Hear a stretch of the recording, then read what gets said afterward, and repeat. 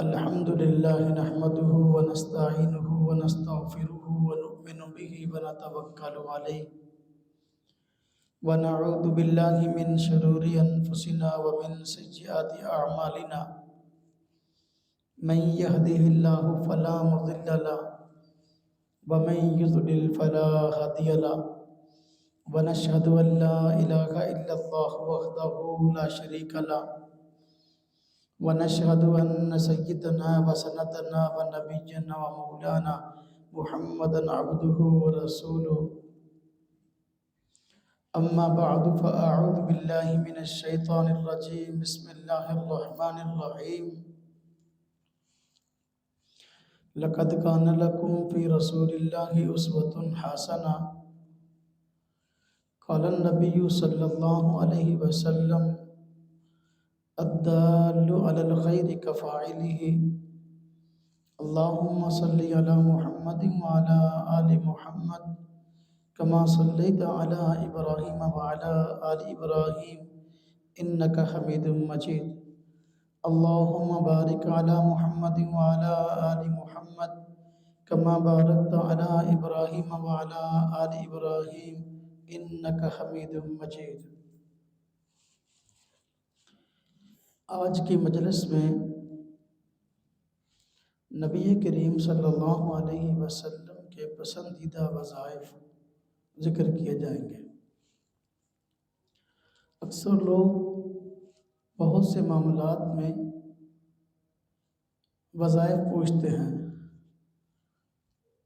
تو سب سے بہترین وظائف وہ ہیں جو خود نبی کریم صلی اللہ علیہ وسلم نے اختیار فرمائے ہیں۔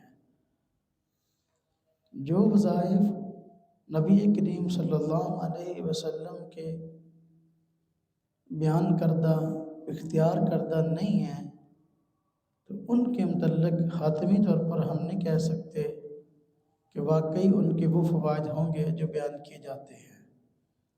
آج کل بہت سے عاملین ایسے وظائف کی طرف دعوت دیتے ہیں جو خود نبی کریم صلی اللہ علیہ وسلم کے بیان کردہ اختیار کردہ نہیں ہیں۔ ہم سب کو چاہیے کہ امت کو ایسے وظائف سے آگاہ کریں جو نبی کریم صلی اللہ علیہ وسلم کے بیان کردہ ہے اور آپ کے اختیار کردہ ہے۔ اگر کسی اور طرف لے جائیں گے تو اس کا نتیجہ وہ نہیں ہوگا جو واقعی ہونا چاہیے۔ نبی کریم صلی اللہ علیہ وسلم اپنے 24 گھنٹے کی زندگی معمولات میں بہت سے وظائف کا اہتمام فرماتے تھے اور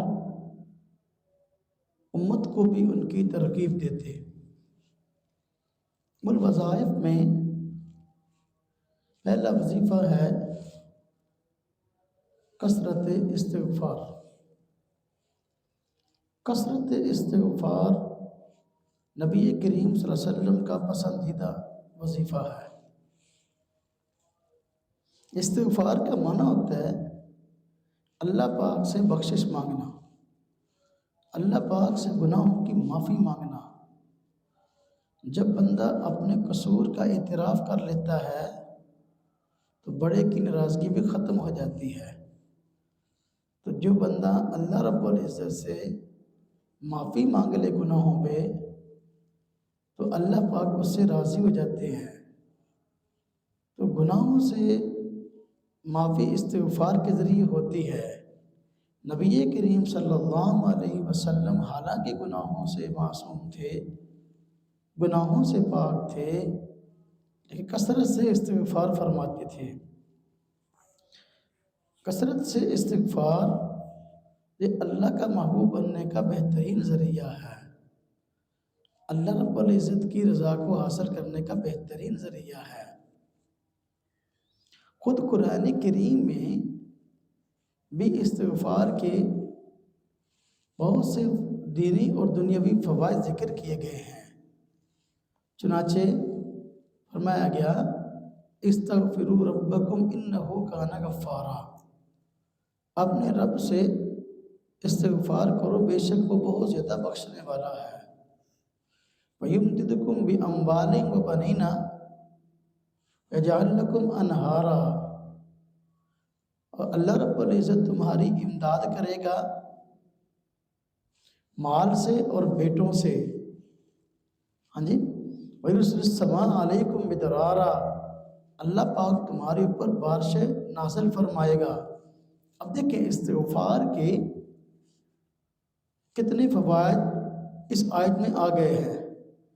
آج لوگ وظیفہ پوچھتے ہیں کہ جی کوئی ایسا وظیفہ بتائیں کہ اللہ پاک راضی ہو جائے، تو استغفار یہ ایسا وظیفہ ہے جو اللہ کی رضا کا ذریعہ ہے۔ حضور نبی کریم صلی اللہ علیہ وسلم کثرت استغفار فرماتے تھے، اور بہت سے لوگ پوچھتے ہیں کہ جی اولاد نہیں ہو رہی، کوئی وظیفہ بتا دے، تو اللہ پاک نے قرآن کریم میں یہاں فرمایا بے کثرت سے استغفار کرو گے وَيُمْدِدْكُمْ بِأَمْوَالٍ وَبَنِينَ، اللہ پاک تمہاری امداد مال سے بھی کرے گا اور بیٹوں سے بھی کرے گا۔ اب دیکھیں جو بندہ چاہتا ہے کہ میرے یہاں بیٹا ہو تو بھائی کثرت استغفار کرے۔ جو بندہ وظیفہ پوچھتا ہے کہ جی مال کی کمی ہے، مال کی قلت ہے، کو وظیفہ بتا دے، یہ بھی استغفار جو ہے اس کا بہترین وظیفہ ہے۔ اور بسا اوقات قحط پڑا ہوا ہوتا ہے، بارشیں نہیں ہو رہی ہوتی، فصلیں سوکھ رہی ہوتی ہیں، نقصان ہو رہا ہوتا ہے، اس کا بھی بہترین وظیفہ استغفار ہے۔ اللہ پاک نے فرمایا ہے وَيُرْسِلِ السَّمَاءَ عَلَيْكُمْ مِدْرَارًا، اللہ پاک تمہارے اوپر مسلسل بارشیں نازل کرے گا۔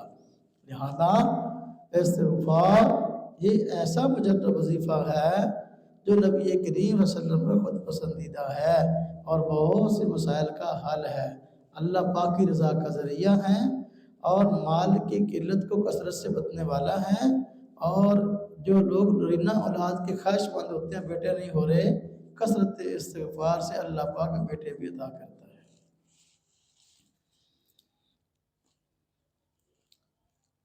کہ آج خیر و برکت کو ہر بندہ چاہتا ہے کہ میرے ہر کام میں خیر و برکت ہو، تو ہر کام میں خیر و برکت کا بہترین وظیفہ ہے جو نبی کریم صلی اللہ علیہ وسلم کا پسندیدہ ہے، وہ ہے ہر اچھے کام سے پہلے بسم اللہ الرحمن الرحیم پڑھنا، جس کا مفہوم ہے کہ یا باری تعالیٰ ہمیں بسم اللہ الرحمن الرحیم اللہ رب العزت کے نام سے شروع کرتا ہوں جو بے حد مہربان نہایت رحم کرنے والا ہے، جس کی رحمت تمام کائنات کو عام ہے اور ساری مخلوقات کو تام کامل اور مکمل ہے۔ حضور نبی کریم صلی اللہ علیہ وسلم نے فرمایا بسم اللہ کے متعلق کہ ہر وہ کام جو بسم اللہ سے شروع کیا جائے وہ بابرکت ہوتا ہے۔ اب جس کام سے پہلے بسم اللہ پڑھی جائے گی بابرکت ہو جائے گا۔ خود حضور نبی کریم صلی اللہ علیہ وسلم کا معمول تھا کہ آپ ہر کام سے پہلے بسم اللہ الرحمن الرحیم پڑھا کرتے تھے۔ بسم اللہ الرحمن الرحیم پڑھنے کی ترغیب حضور صلی اللہ علیہ وسلم نے کیوں دی ہے؟ اصل وجہ یہ ہے کہ اسلام سے پہلے زمانہ جاہلیت میں لوگ مختلف لوگوں کی پوجا کرتے تھے، کوئی بتوں کی، کوئی سورج کی، کوئی چاند کی، کوئی ستاروں کی، کوئی کسی اور چیز کی۔ تو جو جس کی پوجا کرتا کوئی بھی کام شروع کرنے سے پہلے اس کے نام سے برکت حاصل کرتا۔ تو حضور نبی کریم صلی اللہ علیہ وسلم نے امت مسلمہ کو، توحید پرستوں کو اللہ کے نام سے ہر کام شروع کرنے کی تلقین فرمائی، اور فرمایا کہ جو کام اللہ کے نام سے شروع کیا جائے گا وہ بابرکت ہوگا۔ برکت کا معنی تھا چیز تھوڑی ہو، ضرورتیں زیادہ پوری ہو جائیں۔ بے برکتی کا معنی ہوتا ہے کہ چیز زیادہ ہو پھر بھی ضرورتیں پوری نہ ہوں۔ آج ہمارے پاس اشیاء کی، مال کی کمی نہیں ہے، برکت کی کمی ہے۔ لہذا اگر ہم حضور نبی کریم صلی اللہ علیہ وسلم کے اس بیان کردہ، اختیار کردہ وظیفے کو اختیار کر لیں کہ ہر کام سے پہلے بسم اللہ پڑھیں، تو ہمارے ہر کام میں برکت پڑ جائے گی۔ جادو سے حفاظت آج ایک اہم مسئلہ ہے۔ بہت سارے لوگ بیچارے معاشرے میں اس وجہ سے پریشان ہوتے ہیں کہ ہم پر کسی نے جادو کیا ہوا ہے، اور شریر لوگ اس طرح کے کام کرتے بھی ہیں کہ دوسروں کو نقصان پہنچانے کی غرض سے جادو کرتے ہیں، حالانکہ جادو کرنا شرعاً حرام ہے، مسلمان کے لیے جائز نہیں کسی کے اوپر جادو کرے۔ تو باہر کیف چونکہ آج کل شر عام ہے، تو شر میں سے ایک بڑا شر دوسرے کو جادو کے ذریعے نقصان پہنچانا ہے۔ حضور نبی کریم صلی اللہ علیہ وسلم کا ایک بہترین وظیفہ جادو سے حفاظت کا موجود ہے۔ آپ صلی اللہ علیہ وسلم کے متعلق روایات میں آتا ہے کہ نبی پاک صلی اللہ علیہ وسلم قرآن کریم کی آخری 2 سورتوں کو اب پڑھ کر اپنے ہاتھ پر پھونک مار کے اپنے جسم مبارک پر پھیر لیا کرتے تھے۔ ہمیں بھی چاہیے کہ اگر کسی بندے نے جادو سے بچنا ہے تو وہ نبی کریم صلی اللہ علیہ وسلم کے اس اختیار کردہ وظیفے کو اختیار کر لے۔ ہاں جی، صبح و شام اس کا اہتمام کیا جائے کہ قل اعوذ برب الفلق قل اعوذ برب الناس یہ صورتیں پڑھ کر صبح و شام اپنے اوپر دم کر لیا جائے۔ جادو انشاءاللہ ہوگا نہیں، اگر جادو ہوا تو اس وظیفے کے اہتمام سے جادو ختم ہو جائے گا۔ بعض روایات میں آتا ہے حضور نبی کریم صلی اللہ علیہ وسلم پر بھی یہود نے جادو کر دیا تھا، اللہ رب العزت نے ان 2 صورتوں کو نازل فرمایا، تو بال تھے نبی صلی اللہ علیہ وسلم کے حاصل کی، انہوں نے اس کو 11 گریں دی تھی۔ یہ 2 صورتیں اللہ پاک نے نازل فرمائی جس کی 11 آیتیں ہیں۔ نبی کریم صلی اللہ علیہ وسلم نے ان آیتوں کو پڑھا تو اللہ رب العزت نے جادو کا اثر ختم فرما دیا۔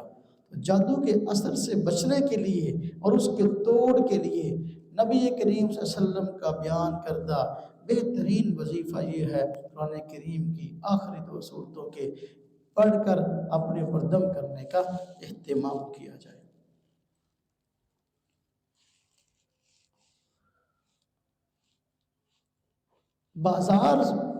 بازار میں بندہ جائے کسی بھی غرض سے تو مختلف آفات اور مصیبتوں کے لگ جانے کا خطرہ ہوتا ہے، مختلف آفات سے مبتلا ہونے کا خطرہ ہوتا ہے۔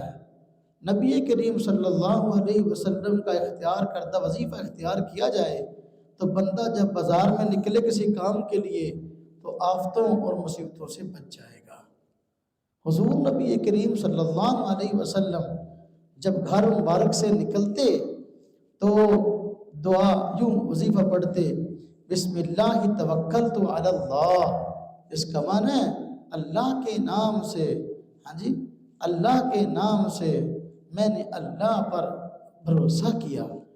اللہ تعالیٰ کی ذات پر بھروسہ بندہ کرے، ہاں جی، تو پھر اب غیر اللہ نقصان نہیں پہنچا سکتا۔ لا حول ولا قوت الا باللہ، نہیں ہے کوئی ہاں جی جائے مجال پھیرنا اور نہ کوئی طاقت سوائے اللہ کے، یعنی کوئی کام اللہ پاک کی مرضی کے بغیر نہیں ہو سکتا، کوئی چیز اللہ پاک کی مرضی کے بغیر نقصان نہیں پہنچا سکتی۔ تو جو بندہ اس وظیفے کو پڑھ لے اللہ رب العزت اس کو بازار میں گھر سے باہر نکلے گا تو آفات اور مصیبتوں سے محفوظ فرما لیں گے۔ حضور نبی کریم صلی اللہ علیہ وسلم تیسرا کلمہ بھی پڑھتے، سبحان اللہ والحمد للہ ولا الہ الا اللہ واللہ اکبر ولا حول ولا قوت الا باللہ۔ چوتھا کلمہ بھی لا الہ الا اللہ وحدہ لا شریک لہ لہ الملک ولہ الحمد یحیی ویمیت وہو حی لا یموت بیدہ الخیر وہو علی کل شیء قدیر۔ تو یہ بازار نبی کریم صلی اللہ علیہ وسلم کا ارشاد ہے کہ اس کائنات میں بہترین جگہیں مسجدیں ہیں اور بدترین جگہیں گلیاں اور بازار ہیں۔ گلیاں اور بازار یہ فتنوں کی جگہ ہیں، آفات کی جگہ ہیں، مصیبتوں کی جگہ ہیں۔ اس لیے جو بندہ گھر سے نکلتے وقت اس وظیفے کا اہتمام کر لے گا اللہ رب العزت اس کو آفات سے بچا لیں گے۔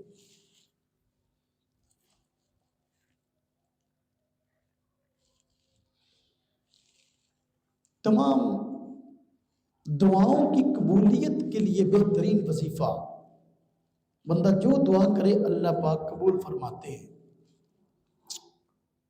حضور نبی کریم صلی اللہ علیہ وسلم کا فرمان ہے کہ بندہ رات کو جب بیدار ہو تو بیدار ہونے کے بعد اگر یہ وظیفہ پڑھ لے تو اس وقت جو دعا کرے گا اللہ پاک قبول فرمائے گا۔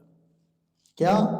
چوتھا کلمہ پہلے، لا الہ الا اللہ وحدہ لا شریک لہ لہ الملک و لہ الحمد یحیی و یمیت وہو حی لا یموت بیدہ الخیر وہو علی کل شیء قدیر، اور الحمدللہ سبحان اللہ واللہ اکبر ولا حول ولا قوت الا باللہ العلی العظیم۔ حضور نبی کریم صلی اللہ علیہ وسلم کا ارشاد ہے بندہ جب رات کو بیدار ہو تو اس وقت یہ اگر وظیفہ پڑھ لے تو جو بھی دعا کرے گا اللہ رب العزت اس کی دعا کو قبول فرمائیں گے۔ تو یہ بہترین وظیفہ ہے اپنی دعاؤں کو اور اپنی حاجتوں کو اللہ رب العزت سے قبول کروانے کا۔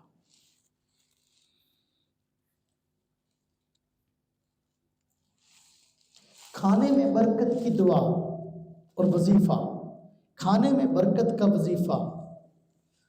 ہمارے ہاں ایسا ہوتا ہے بسا اوقات کہ گھر میں مہمان زیادہ آ گئے، کھانے کی چیز تھوڑی ہے، بندہ پریشان ہوتا ہے کہ اب کیا کرے۔ ہاں جی، تو اس سے نپٹنے کے لیے حضور نبی کریم صلی اللہ علیہ وسلم نے ہاں جی بہترین وظیفہ بتایا کہ بھائی کھانا ہے جب شروع کرو تو اس سے پہلے بسم اللہ الرحمن الرحیم پڑھ لو، اس سے پہلے بسم اللہ والا برکت اللہ پڑھ لو۔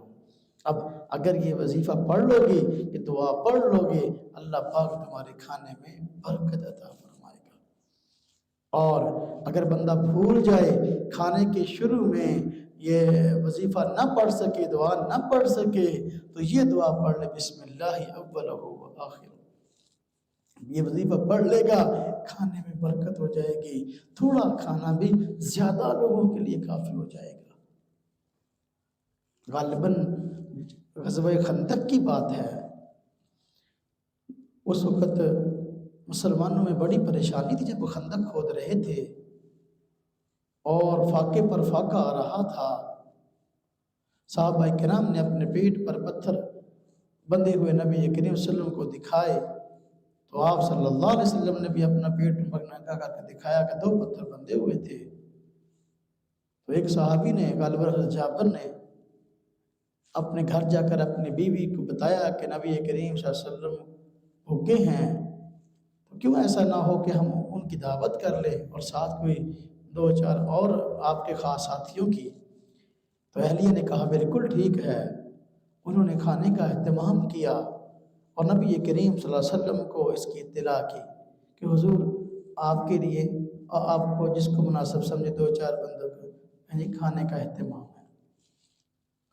نبی کریم صلی اللہ علیہ وسلم فرمایا بھائی اعلان کر دو جابر کے گھر میں سب کی دعوت ہے۔ ہاں جی، تو وہ سارے کا سارا لشکر چلا گیا۔ ہاں جی، کھانا جب شروع کرنے لگے تو آپ نے فرمایا بسم اللہ پڑھ کے شروع کرو۔ بسم اللہ پڑھ کے کھانے کو شروع کیا گیا۔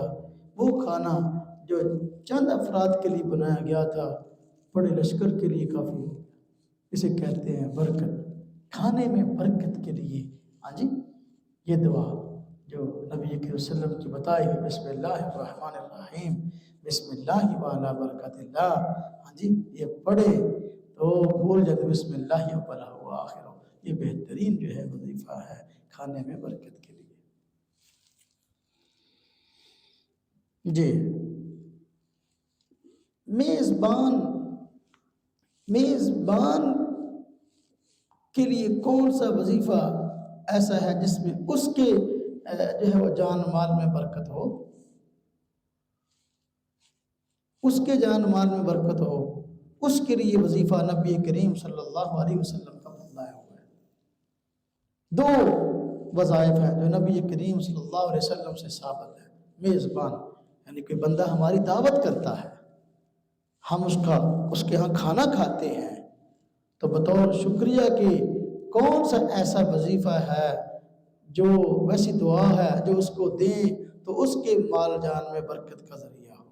تو دو دعائیں، نمبر ایک نبی کریم صلی اللہ علیہ وسلم کے فرمودہ ایک دعا ہے جو کہا کرو اللہم اطعم من اطعمنا واسق من سقانا۔ اس کا معنی اللہم اطعم من اطعمنا، اے اللہ تم اس کو کھلا جس نے ہمیں کھلایا، ہاں جی، اللہم اطعم من اطعمنا واسق من سقانا، اے اللہ تو اس کو پلا جس نے ہمیں پلایا۔ یہ دعا، یہ وظیفہ کتنا بہترین ہے۔ میزبان کو ہم دعا دیں گے، اللہ پاک اس کے مال جان میں ہاں جی برکت دے گا۔ ایک اور وظیفہ نبی کریم صلی اللہ علیہ وسلم کا اختیار فرمودہ، آپ جو دعا دیا کرتے تھے، آپ دعا دیتے تھے کہ اطعمکم الابرار وصلت علیکم الملائکہ وافطر عندکم الصائمون۔ کیا معنی؟ اطعمکم الابرار، نیک لوگ ہاں جی تمہارے یہاں کھانے کھائیں، وصلت علیکم الملائکہ، فرشتے تم پر رحمتیں برسائیں، وافطر عندکم الصائمون، روزہ دار تمہارے یہاں روزے افطار کریں۔ اب دیکھیں نیک لوگوں کا کھانا جس کے گھر میں لگ جائے، ہاں جی روزے دار جس کے ہاں کھانے کھائیں، روزے افطار کریں، تو یہ واقعی اس شخص کے مال میں برکت کی دعا ہے۔ نبی کریم صلی اللہ علیہ وسلم کا بتایا ہوا وظیفہ، یہ میزبان کو دعائیں دینی چاہیے جو آپ نے خود اختیار فرمائی، اور مجھ کو بھی اس کی ترغیب دی۔ اللہ اکبر۔ جنات سے حفاظت کے لیے نبی کریم صلی اللہ علیہ وسلم کا اختیار کردہ بہترین وظیفہ، آج ہمارے معاشرے میں جہاں بہت ساری آفتیں ہیں، پریشانیاں ہیں، تو وہاں ایک یہ بھی ہے کہ اپنا گاہے بگاہے کسی نہ کسی کو جنات پریشان کرتے ہیں، تو پھر وہ کبھی ادھر بھاگتا ہے، کبھی ادھر بھاگتا ہے، کبھی ادھر بھاگتا ہے۔ تو بھائی حضور نبی کریم صلی اللہ علیہ وسلم کا اختیار کردہ وظیفہ اگر ہم اپنا لیں گے تو جنات سے محفوظ ہو جائیں گے۔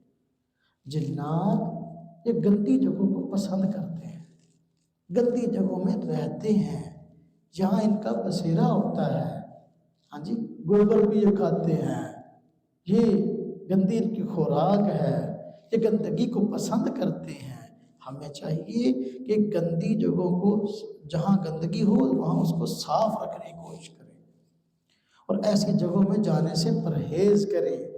جہاں ہم جائیں تو پھر گندی جگہوں میں، جس طرح کے واش روم ہے، ٹوائلٹ ہے، ہم وہاں جا رہے ہیں، اس سے پہلے یہ وظیفہ پڑھیں۔ حضور نبی کریم صلی اللہ علیہ وسلم اس کو پڑھتے تھے، اللہم انی اعوذ بک من الخبث والخبائث۔ اس کا معنی ہے اے اللہ میں پناہ میں آتا ہوں خبیث جنوں اور خبیث جننیوں کے شر سے، اللہ کی پناہ میں آتا ہوں۔ اب دیکھیں کیونکہ یہ جو واش روم ہے، ٹوائلٹ لیٹرین، یہ گندی جگہیں ہیں، اور گندی جگہوں میں جنات کی آمد و رفت ہوتی ہے، ان کا بسیرا ہوتا ہے۔ ان کے شر سے بچنے کے لیے حضور نبی کریم صلی اللہ علیہ وسلم کا یہ بیان کردہ وظیفہ ہے، اگر ہم اس کو اختیار کر لیں تو جنات ہمیں پریشان نہیں کریں گے۔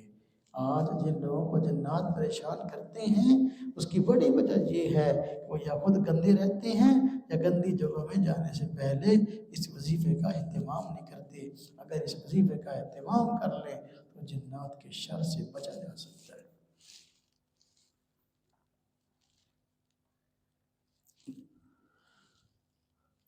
نظر بد سے بچاؤ کے لیے آپ صلی اللہ علیہ وسلم کا پسندیدہ وظیفہ نظر بد۔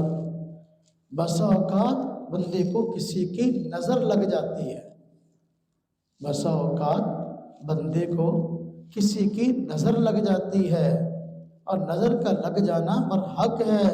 حضور نبی کریم صلی اللہ علیہ وسلم نے ارشاد فرمایا العین حق، نظر کا لگ جانا برحق ہے، اور نظر عام طور پر یا تو کسی حاسد کی لگ جاتی ہے یا بہت زیادہ کسی چاہنے والے کی بھی لگ جاتی ہے۔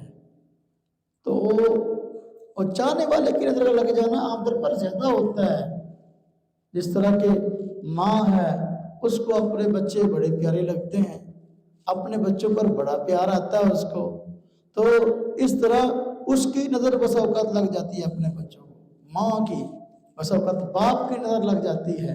تو اس نظر سے بچنے کے لیے نبی کریم صلی اللہ علیہ وسلم کا جو بہترین اختیار کردہ وظیفہ ہے اس کو اختیار کریں گے تو نظر بد سے حفاظت ہوگی۔ اگر نظر لگ گئی ہے تو اس کو وظیفے کو پڑھیں گے تو اللہ پاک اس نظر بد کو دور فرما دیں گے۔ وہ ہے نظر بد، اعوذ بکلمات اللہ التامہ من کل شیطان وہامہ ومن کل عین لامہ۔ اعوذ بکلمات اللہ التامہ من کل شیطان وہامہ ومن کل عین لامہ۔ اعوذ بکلمات اللہ التامہ من شر ما خلق۔ یہ وظیفہ اگر ہم اس کو اختیار کریں تو نظر بد سے بچ سکتے ہیں، نظر بد لگی ہے تو اس سے ہم چھٹکارا پا سکتے ہیں۔ حضور نبی کریم صلی اللہ علیہ وسلم کے متعلق آتا ہے کہ نبی کریم صلی اللہ علیہ وسلم اپنے نواسوں حضرت سیدنا حسین، حضرت سیدنا حسن رضی اللہ تعالیٰ عنہما کو یہ دعا پڑھ کے، وظیفہ پڑھ کے دم فرمایا کرتے تھے۔ اور پھر روایت میں یہ بھی آیا کہ حضرت سیدنا ابراہیم علیہ السلام اپنی اولاد کو بھی یہ وظیفہ پڑھ کے دم فرمایا کرتے تھے۔ لہذا نظر بد سے بچنے کے لیے یہ بہترین وظیفہ ہے، نظر بد سے بچنے کے لیے یہ بہترین وظیفہ ہے۔ اعوذ بکلمات اللہ التامہ من کل شیطان وہامہ ومن کل عین لامہ۔ یہ بہترین وظیفہ ہے، اس کو یاد کر کے اپنی زندگی کا معمول بنانا چاہیے، بندہ اس کا پڑھنے کا اہتمام کرے۔ دنیا اور آخرت کی بہترین نعمتوں کو حاصل کرنے کا بہترین وظیفہ، حضور نبی کریم صلی اللہ علیہ وسلم کے پسندیدہ وظائف میں ایک وظیفہ یہ تھا، دنیا اور آخرت کی نعمتوں کے حصول کے لیے۔ ہمارے ہاں ایسا ہے کہ لوگ ہر وقت دنیا ہی مانگتے ہیں، دنیا ہی مانگتے ہیں، آخرت کے لوگوں کو فکر نہیں ہے۔ ہاں جی، دماغ میں یہ بات ابھی آئے تو دیکھی جائے گی۔ بھائی اللہ پاک سے دنیا کی بھی نعمتیں مانگو، آخرت کی بھی نعمت مانگو۔ اللہ پاک قرآن کریم میں فرماتے ہیں من کان یرید حرث الآخرۃ نزد لہ فی حرثہ، کہ جو بندہ من کان یرید حرث الآخرہ، جو بندہ چاہتا ہے آخرت کی کھیتی، ہم اس کو اس کی کھیتی میں اضافہ کریں گے۔ فرمایا کہ من کان یرید حرث الدنیا نؤتیہ منہا، جو کوئی دنیا کی کھیتی، دنیا کا مال، دنیا کی نعمت چاہے گا، ہم اس کو اس میں سے کچھ دیں گے۔ من استعمال ہوئی، من تبعیضیہ، جو کسی چیز کا بعض ہونا بیان کرنے کے لیے آتا ہے۔ نؤتیہ منہا، ہم کچھ دے دیں گے اس کو۔ جو اللہ سے صرف دنیا مانگتا ہے تو اس کو دنیا کے نعمتوں میں سے کچھ مل جائیں گے۔ جو اللہ پاک سے آخرت مانگتا ہے، اللہ پاک اس کو بہترین آخرت کے نعمت عطا فرمائیں گے۔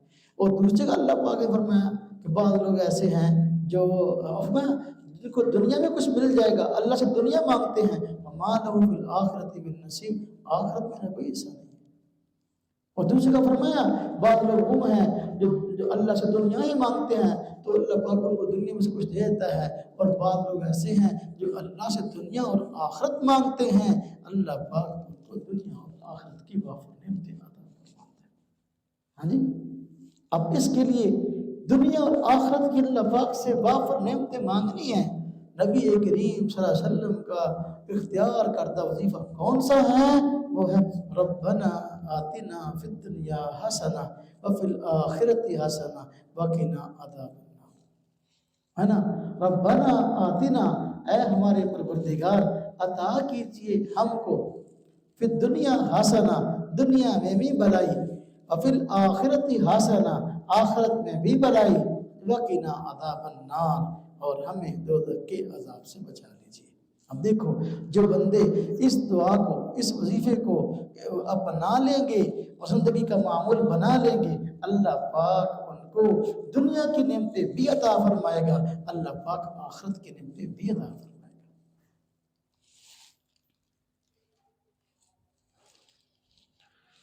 اللہ اکبر۔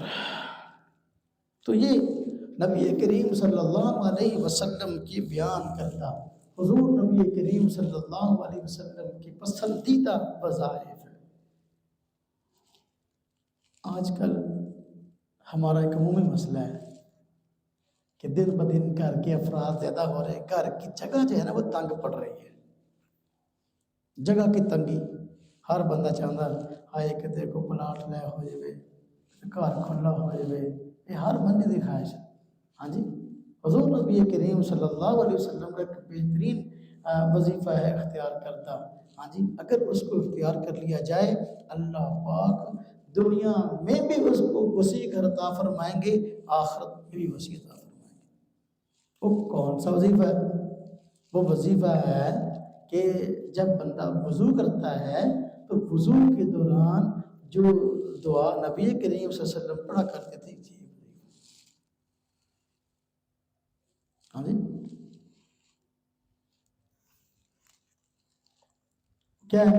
اللہم اغفر لی ذنبی، اللہم اغفر لی ذنبی، اے اللہ، ہاں جی، میرے گناہ کو بخش دے، وسع لی فی داری، میرے گھر کو وسیع کر دے، یہ وسع لی فی داری، میرے گھر کو وسیع کر دے، وبارک لی فی رزقی، میرے رزق میں برکت عطا فرما، اللہم اجعلنی من التوابین، اے اللہ مجھ کو توبہ کرنے والوں میں شامل فرما دے، توبہ کرنے والا بنا دے، وجعلنی من المتطہرین، اے اللہ مجھے پاکی اختیار کرنے والا بنا دے۔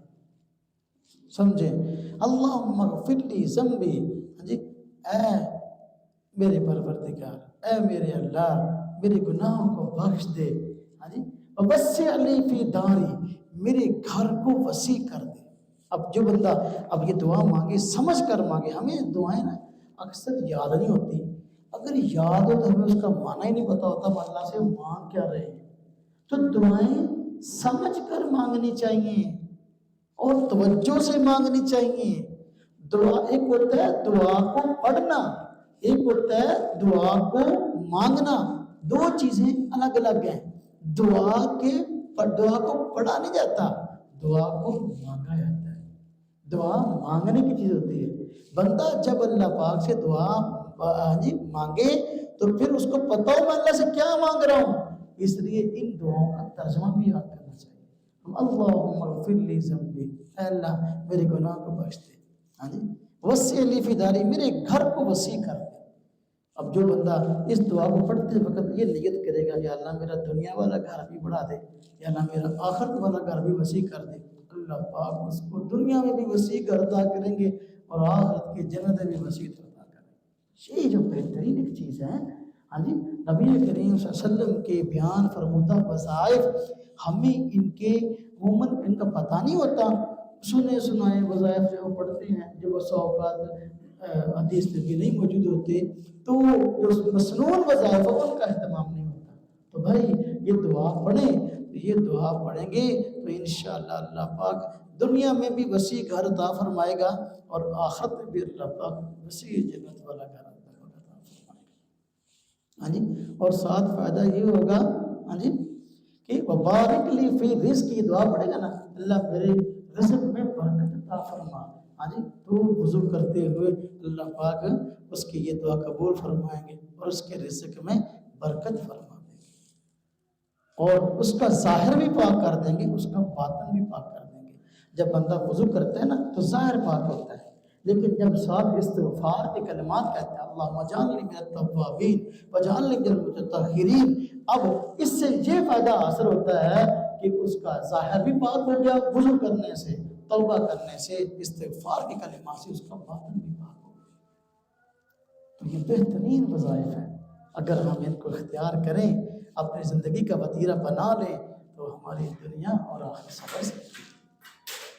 اسی طرح جائز مقاصد کے حصول کے لیے نبی کریم صلی اللہ علیہ وسلم کا بیان فرمودہ بہترین وظیفہ، آج کل ہر بندے کے ذہن میں کوئی نہ کوئی پلان ہوتا ہے کہ بھئی میں مستقبل میں ایسا کروں گا، ہاں جی، تو بھئی بہت سارے مقصد ایسے ہوتے ہیں جن کو بندہ پورا ہوتا ہوا دیکھنا چاہتا ہوتا ہے، بندے کی خواہش ہوتی ہے، تو جائز مقاصد کے حصول کے لیے ہاں جی نبی پاک صلی اللہ علیہ وسلم کا بتایا ہوا ایک بہترین وظیفہ ہے۔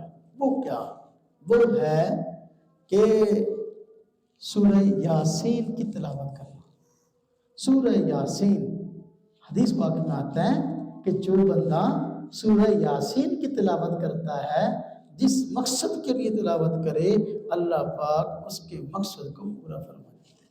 اب دیکھیں سورہ یاسین پڑھنے میں کتنا ٹائم لگتا ہے، جو بندہ حافظ نہیں ہے اس کو میرے خیال ہے کوئی 8 منٹ وہ لگائے گا تو 10 منٹ لگ جائیں گے، لیکن جو حافظ ہے اس کو میرے خیال ہے 5 منٹ یا 6 منٹ لگیں گے بڑی مشکل سے۔ سورہ یاسین یہ جائز مقاصد کے حصول کے لیے بہترین وظیفہ ہے، اور بتایا ہوا بھی حضور نبی کریم صلی اللہ علیہ وسلم کا ہے کہ آپ صلی اللہ علیہ وسلم خود بھی اس کا اہتمام فرماتے تھے، اور فجر کے بعد اس کی تلقین فرماتے، فجر کی نماز پڑھ کے سورہ یاسین کی تلاوت کیا کرو، اور فرمایا جس مقصد کے لیے کرو گے اللہ پاک اس مقصد کو پورا فرمائے گا۔ تو یہ اسی طرح آج ہمارے ہاں ہوتا ہے کہ زیادہ فکر مال کی ہے کہ بھئی زیادہ مال ہاتھ آ جائے، ہاں جی، فقیری سے بچ جائیں۔ مال کا بندے کے پاس ہونا ایک نعمت ہے، یہ اللہ پاک کی حکمت ہے کہ اللہ پاک کسی کو کتنا دیتے ہیں، کسی کو کتنا دیتے ہیں۔ کسی کو اللہ پاک تھوڑا دے کے آزماتے ہیں کہ صبر کرتا ہے کہ نہیں، اللہ پاک کسی کو زیادہ دے کے آزماتے ہیں، دیکھیں یہ کہاں خرچ کرتا ہے۔ تو اللہ پاک کی حکمتیں ہیں کسی کے دینے میں اور کسی کو نہ دینے میں۔ باہر کیف عملی اعتبار سے فقر و فاقہ سے بچنے کے لیے ایک بہترین وظیفہ ہے حضور نبی کریم صلی اللہ علیہ وسلم کا تلقین کردہ، آپ کا بیان فرمودہ، اگر بندہ اس کا اہتمام کر لے تو فقر و فاقہ سے بچ سکتا ہے، فقر و فاقہ سے بچ سکتا ہے۔ وہ کیا؟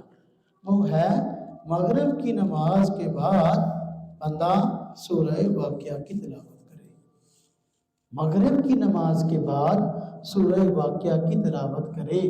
جو بندہ مغرب کے بعد سورہ واقعہ پڑھتا ہے، حضور نبی کریم صلی اللہ علیہ وسلم کا ارشاد ہے اللہ پاک اس کو فقر و فاقہ سے بچا لیں گے۔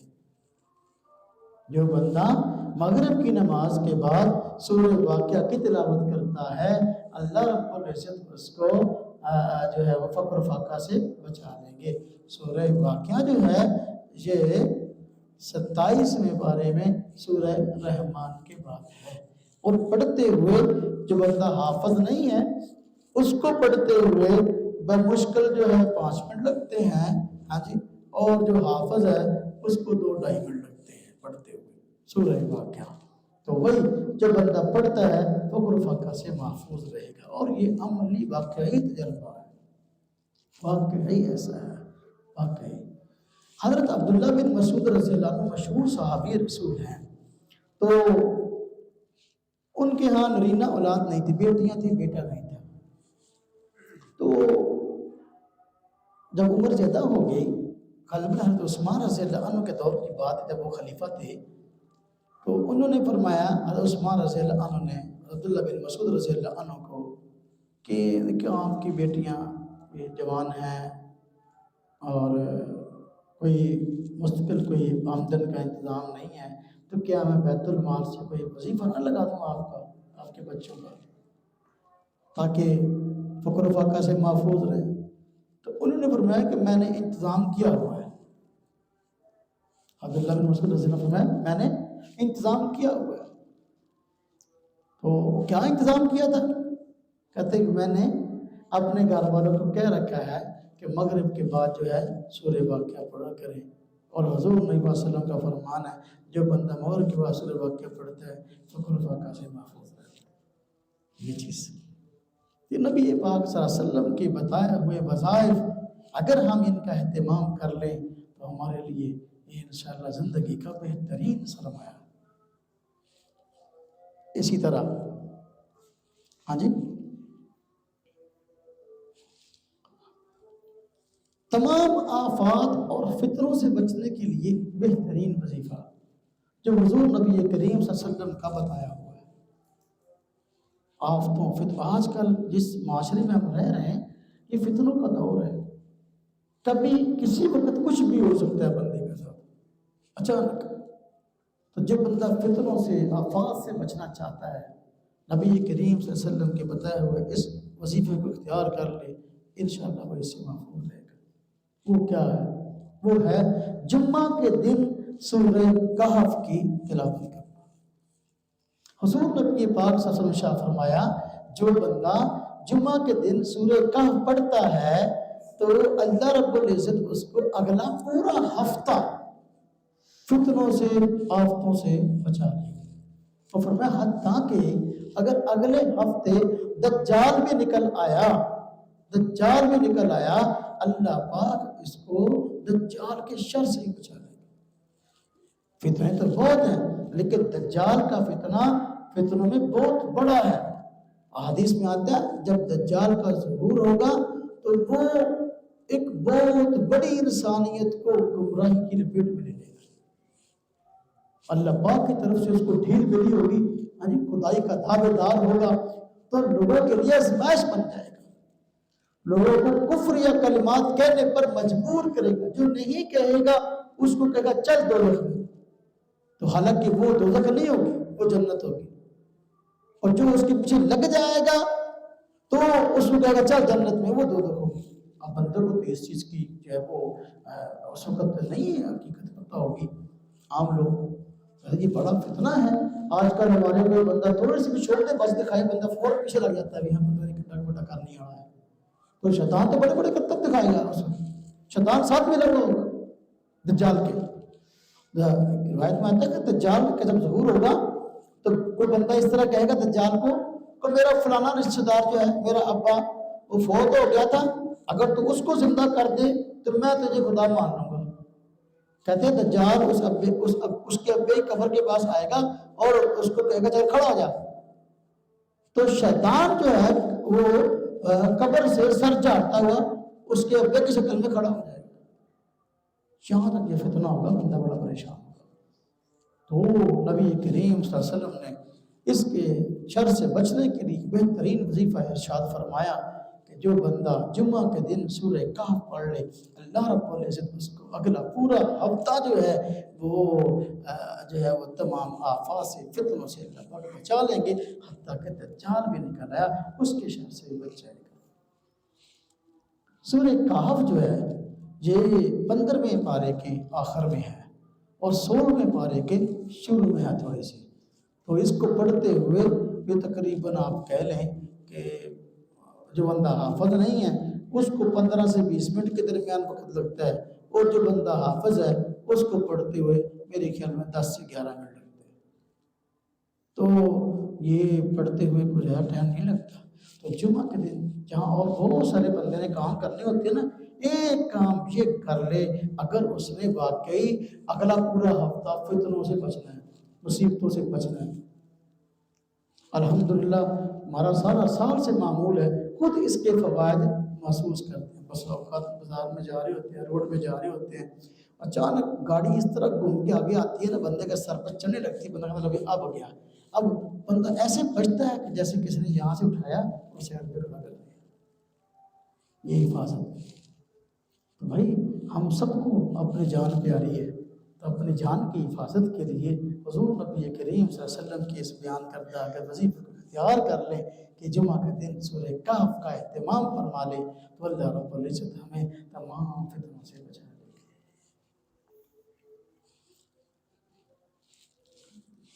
عذاب قبر بندے کے لیے آزمائش ہے۔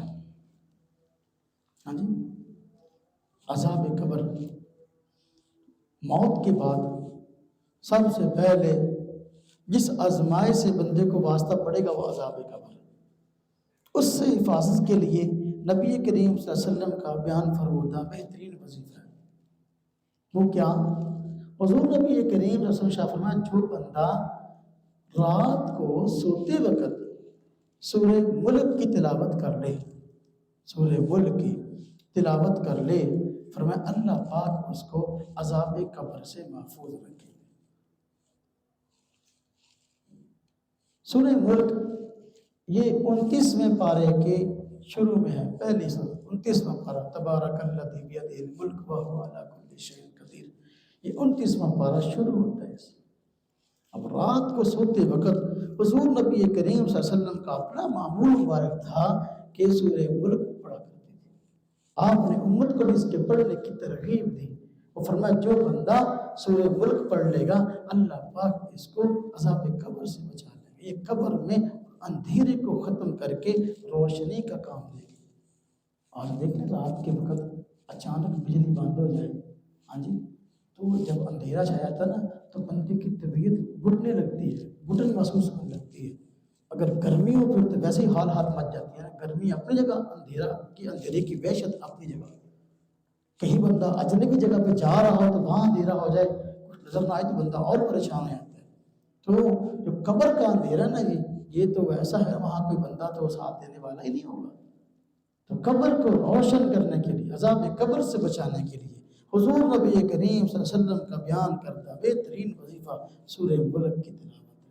اب یہ سورہ ملک جو ہے یہ 2 رکوع ہیں سارے اس کے، ہاں جی، اس کو پڑھتے ہوئے حافظ کے لیے 2-2.5 منٹ لگتے ہیں، تو عام بندہ 5 منٹ میں پڑھ لے گا، زیادہ وقت بھی نہیں لگتا۔ بعض چیزیں ایسی ہوتی ہیں کہ اگر بندہ ان کا اہتمام کرے تو وقت بہت تھوڑا لگتا ہے لیکن ایک فوائد زیادہ ہوتے ہیں۔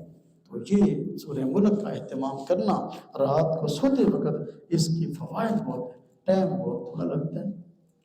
تو آج کی مجلس میں نے یہ ضروری نبی پاک صلی اللہ علیہ وسلم کے اختیار کردہ اور آپ کے بیان کردہ کچھ وظائف بیان کی۔ اگر ہم ان کا اہتمام کر لیں ہماری زندگی جو ہے خیر و برکت سے بھر جائے گی۔ لیکن ایک بات ذہن میں رکھیں، جو وظیفے ہیں کتنا بھی قیمتی وظیفہ کیوں نہ ہو، اور حضور نبی کریم صلی اللہ علیہ وسلم کا بیان فرمودہ، یہ فائدہ کب دے گا؟ فائدہ اس وقت دے گا جب ہم وظائف کے ساتھ ساتھ ہم فرائض کا بھی اہتمام کریں۔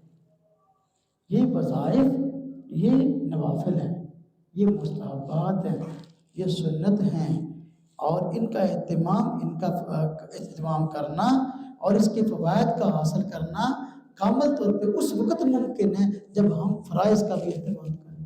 ایک بندہ ہے وہ وظیفے تو کرتا ہے نماز پڑھتا ہی نہیں ہے، وظیفے تو پوچھتا ہے روزے رکھتا نہیں ہے، وظیفے تو پوچھتا ہے زکوٰۃ فرض ہے دیتا ہی نہیں ہے، وظیفے تو پوچھتا ہے حج فرض ہے وہ دیتا ہی نہیں ہے، وظیفے تو پوچھتا ہے حرام سے بچتا نہیں ہے، ہاں جی، حلال کو اختیار کرتا نہیں ہے۔ بھائیو، میرے دوستو، میرے عزیزو، وظائف اس وقت کام دیتے ہیں جب بندہ حلال و حرام کو اپنے اوپر لاگو فرائض کو ادا کرے، خواہ وہ حقوق اللہ سے تعلق رکھتے ہیں خواہ وہ حقوق العباد سے تعلق رکھتے ہیں۔ تو پھر اگر بندہ دیکھیں فرض بھی ادا کرتا ہے، ان مستحبات اور سنن کا بھی خیال کرتا ہے، تو پھر اس کی زندگی بابرکت ہو جائے گی۔ محض وظیفہ جو ہے اگر بندہ نماز نہ روزہ نہ کچھ بھی، پھر اللہ پاک کی ظاہر بات ہے یہ اللہ پاک کی رضا کے حاصل ہونے کے ذریعے ہے نا، اللہ پاک کی رضا محض اس سے حاصل ہوگی۔ جو اللہ پاک نے ہمارے ذمہ حکم لاگو کیے ہیں، فرائض لاگو کیے ہیں، ہاں جی، ان کو ادا کریں گے تو پھر وظائف کے ادا کرنے کا پڑھنے کا فائدہ ہے۔ پھر کہتے ہیں سونے پہ سہاگا ہو جائے گا۔ میں یہ تو نہیں کہتا کہ کوئی بندہ اگر وظیفہ بھی پڑھتا ہے تو نماز روزہ نہیں کرتا اس کو بالکل فائدہ نہیں ہوگا، میں یہ نہیں کہتا۔ جو فوائد ہونے چاہیے وہ نہیں ہوگا، جو اصل اس کے فوائد ہونے چاہیے وظائف کے، ان کے فوائد وہ فوائد حاصل نہیں ہوں گے۔ اس لیے وظائف کا بھی اہتمام کریں اور فرائض کا بھی اہتمام کریں، اپنی زندگیوں کو فرائض کی ادائیگی سے اللہ پاک کے احکامات کی ادائیگی سے مزین فرمائیں۔ اللہ پاک ہم سب کو اس کی توفیق عطا فرمائے۔ وآخر دعوانا ان الحمد للہ رب العالمین۔ قلم چلتا عقیدے پر